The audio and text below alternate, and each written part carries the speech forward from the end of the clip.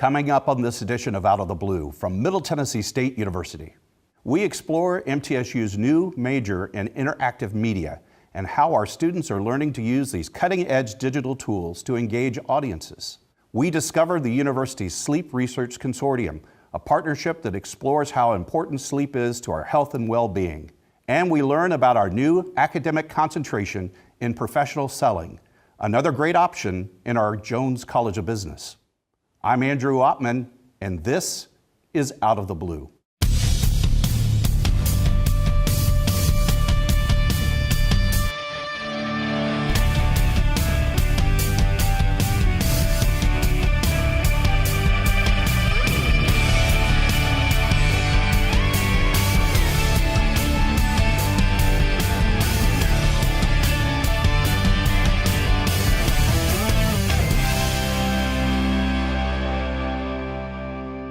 Welcome to Out of the Blue. I'm Andrew Ottman. Interactive media is without a doubt one of the most advanced forms of communication out there, and depending upon the platform, it offers layers of interaction to give users an active role in content. The internet, social media, video games, and apps, those are only the beginning of what our students are exploring in the new major of interactive media in the College of Media and Entertainment. Here to talk about all these great, amazing possibilities is Dr. Stephanie Dean, an associate professor in our Department of Media Arts. Welcome to the show. Thank you. Hi. So what a great major. What a great cutting edge advanced major. Tell me the elevator pitch for why a student should major in interactive media. What I tell our students when they come to us is we are the cutting edge of new media. We aren't new media because new media is now old media. We are the bleeding edge of what's happening online now, and that's changing constantly. So if you're interested in apps and the user design behind the apps, if you're interested in VR, if you're interested in the way YouTube is being used, how it changes now that they've changed their monetization system, anything that's happening that you can interact with online is what our students are learning to take to the B2B community to help them do well. Interactive media, just define exactly what interactive media is. Yeah, interactive media is, like I said, anything you can interact with. So we have a class in social media, but if you think about how many different classes we have in our major, that's one alternative that students can take, or a path that they can take.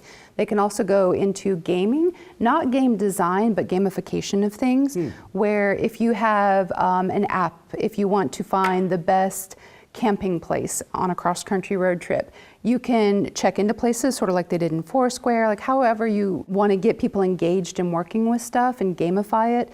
We're teaching students those skills. Have you ever had an app where you're really frustrated? I have to click 5 times before I get to the information that I want to get to? Absolutely. We're teaching them how to go through that user design process so people don't get frustrated by the 5th click and say, you know, there's a better app out there. I'm going to download this one instead.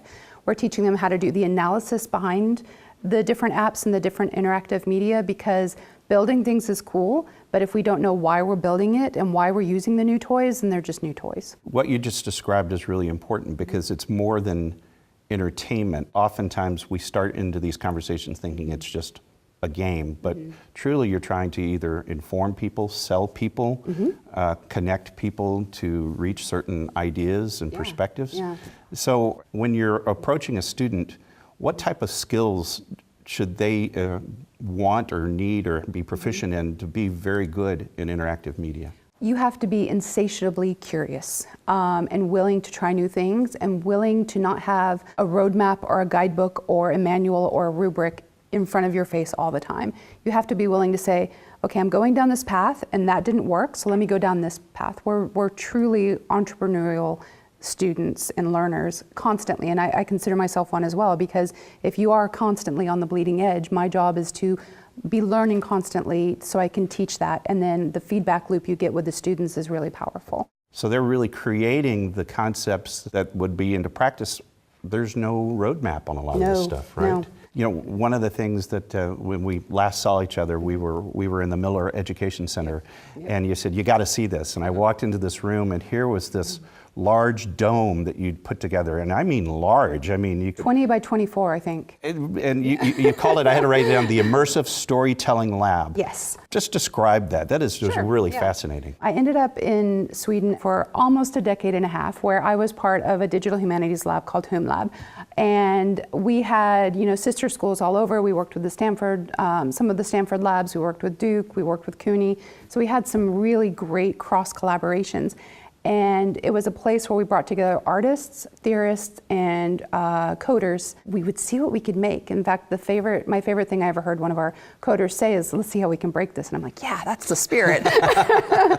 And when I moved to MTSU, I missed that collaboration. I missed that engagement and passion, that everyone coming together and building something and trying to kind of knock down silos and knock down barriers and knock down walls. And I thought, well, if it's not here and I'm missing it, let's build it. I mean, that's what our coder said. Let's see how we can break this thing. We looked for the red thread that kind of holds all of our disciplines together, and we tell stories. So we want to come together and bring this cross collaboration and these currents to build stories that we can immerse the user or the person experiencing it in.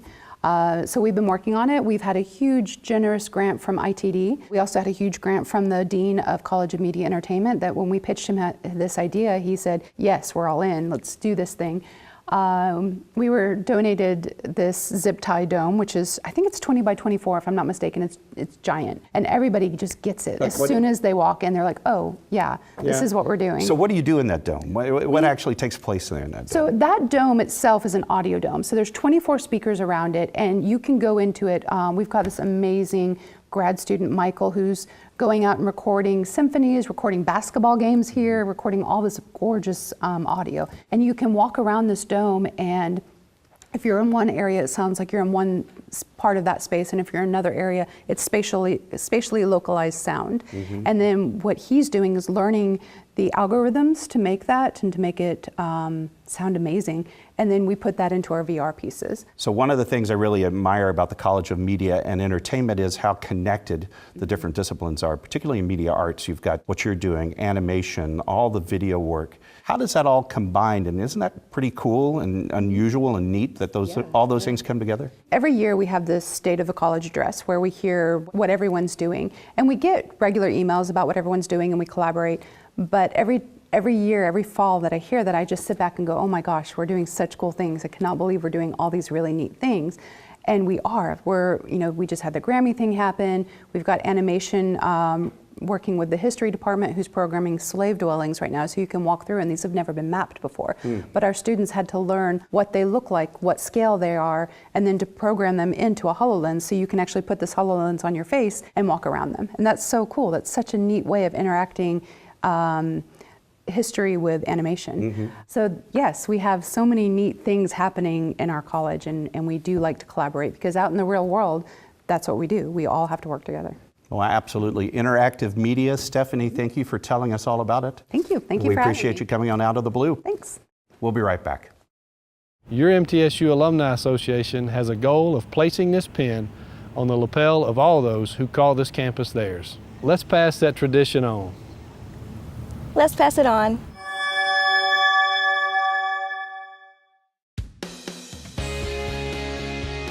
Don't underestimate me. Don't count me out. Don't limit my potential. Don't block my runway. We are Middle Tennessee State University. I exceed expectations. I work harder than the rest.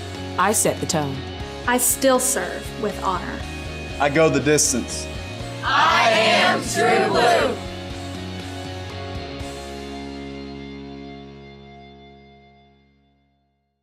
I am True Blue. As a member of this diverse community, I am a valuable contributor to its progress and success. I am engaged in the life of this community. I'm a recipient and a giver. I'm a listener. And a speaker. I am honest in word and deed. I am committed to reason, not violence. I am a learner. Now and forever. I am a Blue Raider. I am a Blue Raider. I'm a Blue Raider.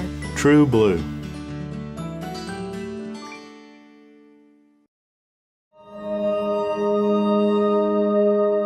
Pass the tradition on. Pass the tradition on. Pass it on.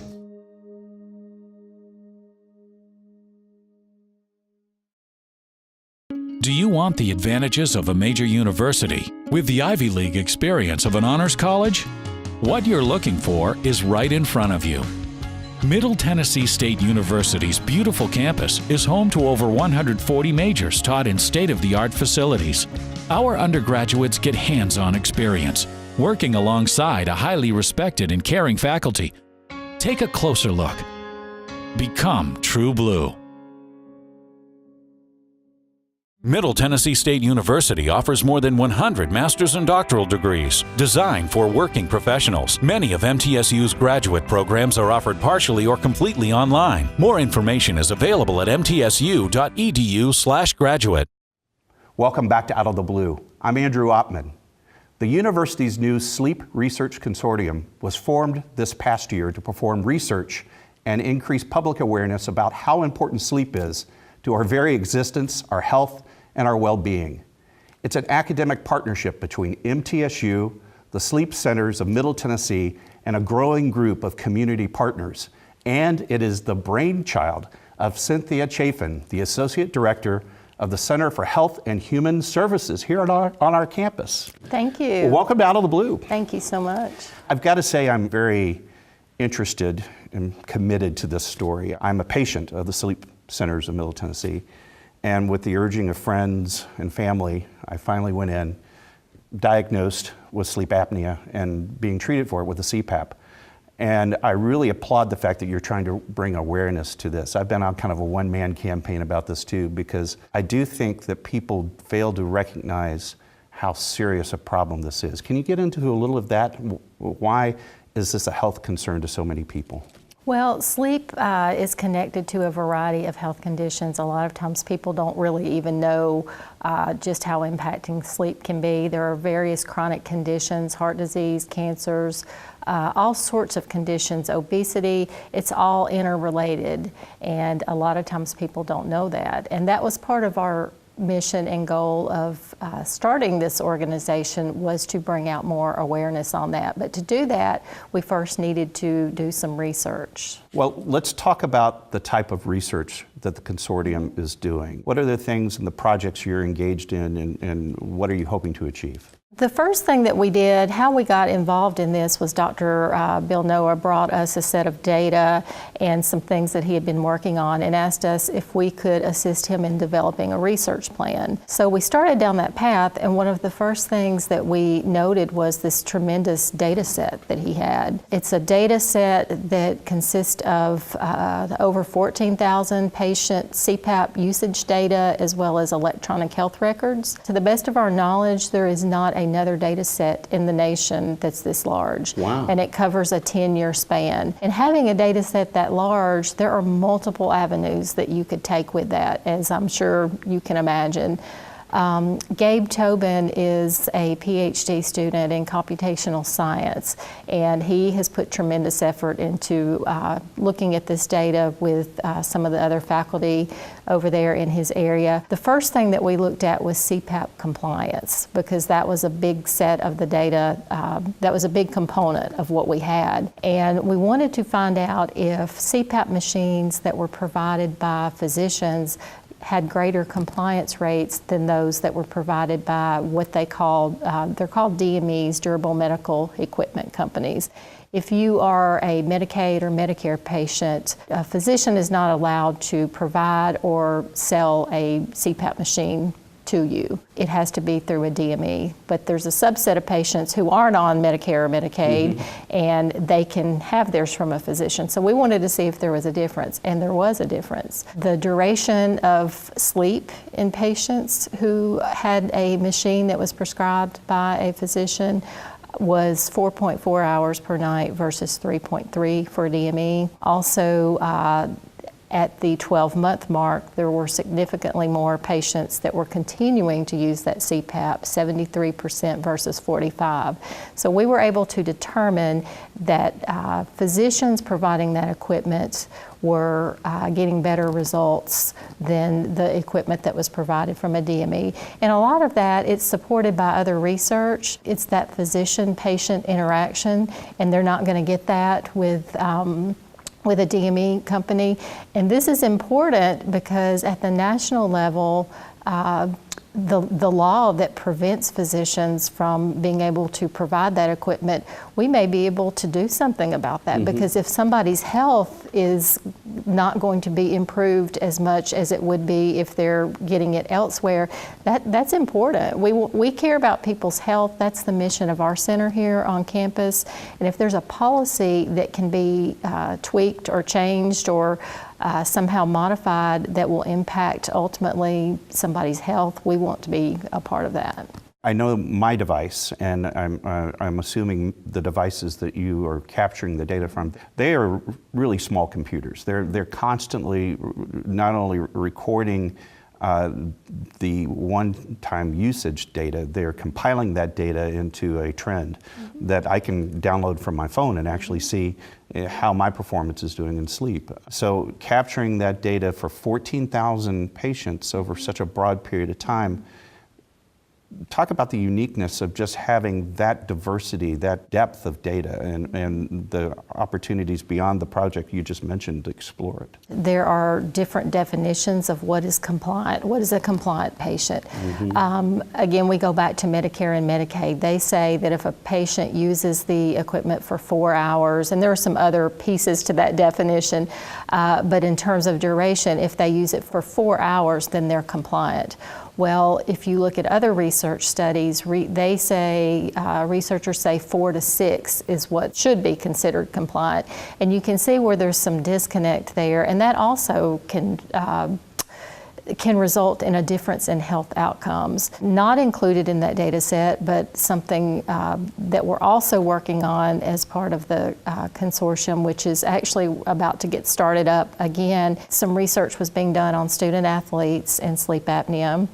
And it was meant to be a 10-year study. That was before the consortium was formed. So here we are at the 10-year mark, and the consortium is going to be involved in that, trying to go back to these same athletes and collect new data on them and figure out a variety of different things, what's changed in their health over the last 10 years, sleep-wise. Other things will be looked at as well. Talk to me about the Sleep Centers of Middle Tennessee and how important it is to have a partner like that as part of this process. They are just a wonderful partner to work with. They benefit from the expertise we have here at the university. I mentioned earlier Gabe Tobin and his capabilities of working with data. We're also going to be working with the Data Science Institute. We've had multiple people on campus. Office of Research has been involved in this. We're able to provide a lot to them.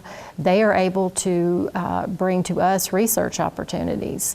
It's a win-win opportunity for everybody. They've been wonderful partners to work with, and we're really looking forward to continuing the work on these projects, and who knows what's next. We'll be looking for some funding to do some things with our findings, and the future's very bright. Well, Cynthia, another great story about how MTSU is helping change lives for the better. We appreciate you coming on Out of the Blue. Thank you very much. And we'll be right back. Your MTSU Alumni Association has a goal of placing this pin on the lapel of all those who call this campus theirs. Let's pass that tradition on. Let's pass it on.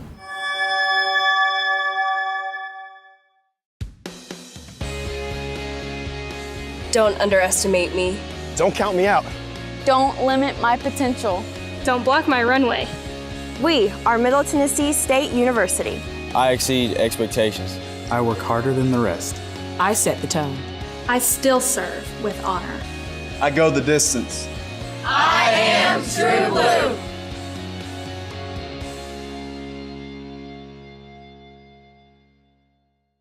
I am True Blue. As a member of this diverse community, I am a valuable contributor to its progress and success. I am engaged in the life of this community. I'm a recipient and a giver. I'm a listener. And a speaker. I am honest in word and deed. I am committed to reason, not violence. I am a learner. Now and forever. I am a Blue Raider. I am a Blue Raider. I'm a Blue Raider. True Blue.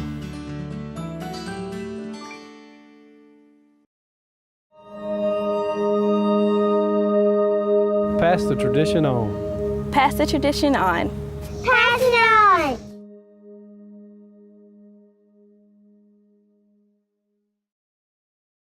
Do you want the advantages of a major university with the Ivy League experience of an honors college?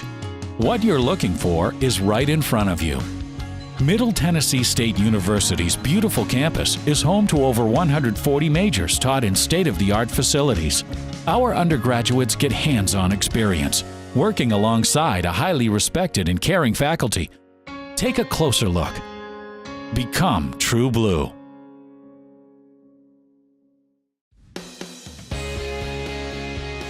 Don't underestimate me. Don't count me out. Don't limit my potential. Don't block my runway. We are Middle Tennessee State University. I exceed expectations. I work harder than the rest. I set the tone. I still serve with honor. I go the distance. I am True Blue.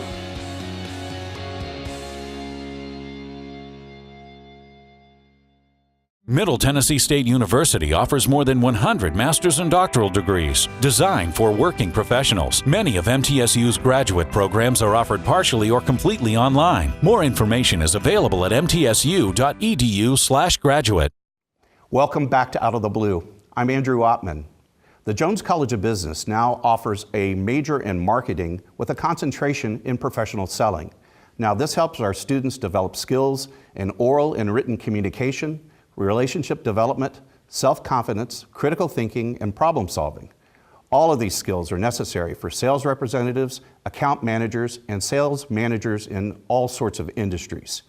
Assistant Professor Lucy Matthews joins us on Out of the Blue to talk about this great brand new concentration. Welcome. Thank you. Happy to be here. So the first question is, why did we create this and what does it offer that we haven't offered previously?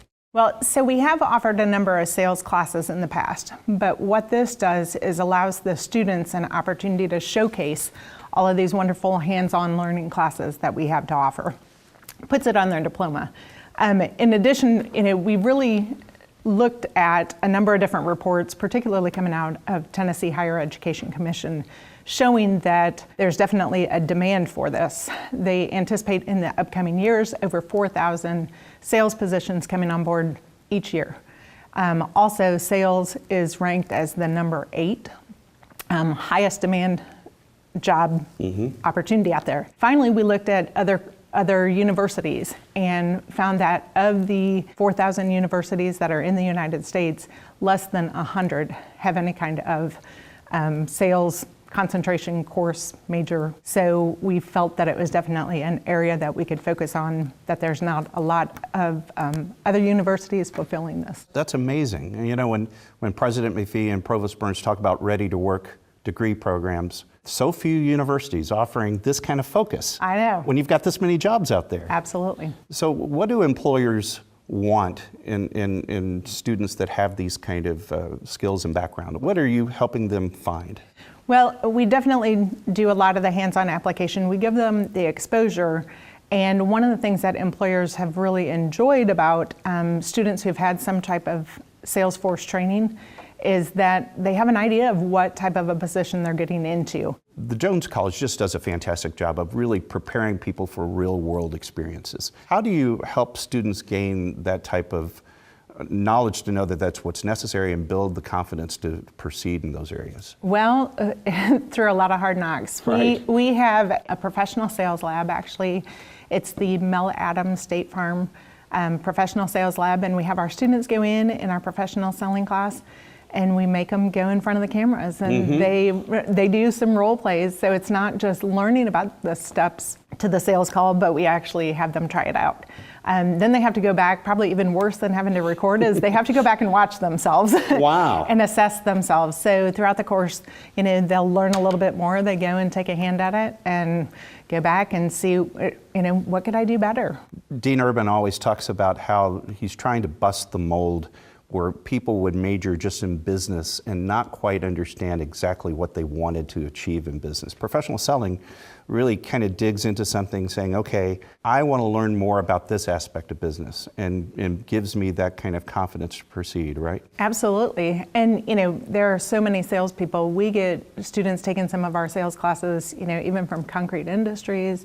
We get the finance people going into have an interest in real estate or insurance. We get a lot of people coming over, and so they're selling in a number of different things. There's a lot of technical sales. We have students that have an interest in healthcare, medical device type of sales. So it really is just like this initial launch pad, but it can go a number of different areas as well. So we're really excited to be able to offer, those tools in order to get them started. We talked about Ready to Work degree programs and how we're trying to create the programs that are responsive to what the industry wants. There's a backstory on how this program got created, right? Can you share that? Sure. So we've had a number of local businesses that have worked with us in our sales programs, our sales classes that we've had going up until we had the concentration. Particularly, Federated Insurance has been coming in and working with us. We've also had Enterprise works with us, State Farm, and as well as Jackson Financial. But we had one particular individual, his name is Jamie No. He is the founder and CEO of Insurance Group of America. And he came and said, hey, I love how you guys have helped me find the right students and everything, but how can I make this bigger and have a bigger impact for more students? And he said, what do you guys want to do? And he was able to come in and provide us with some sponsorship that has allowed us to go ahead and create an advisory board and get the director in place, so that way we were able to go ahead and start the concentration. So we are extremely thankful for him, as well as the other sponsors to our program that have helped us be able to launch this and now get that designation for students, which I think helps set them apart from other graduates coming out of a standard program, again, because there's so few sales programs in the United States. That's terrific. Now, we talked about this a little bit. You've got 4 required courses in the concentration. Can you go through those real fast for me, what those 4 are? Yeah. So the initial class that students generally take is professional selling. Then they also take advanced selling, so kind of continue on what we learned in the first class. Then supplemental classes to the concentration are business to business, focusing on relationships and really understanding what it means.